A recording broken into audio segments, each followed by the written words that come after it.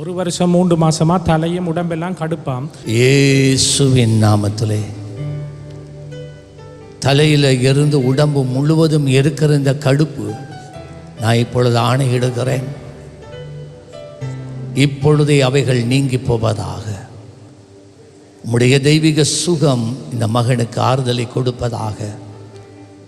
இந்த ராத்திரியில இருந்து நிம்மதியான தூக்கம் உண்டாவதாக.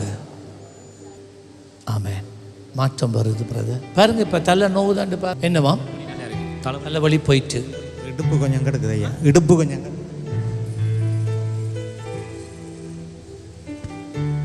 பாருங்க இப்ப இருக்காண்டு. உங்களுக்கு அது விளங்குது, இல்லாட்டி ஒரே கடுத்து கொண்டே இருக்கும். God bless you brother.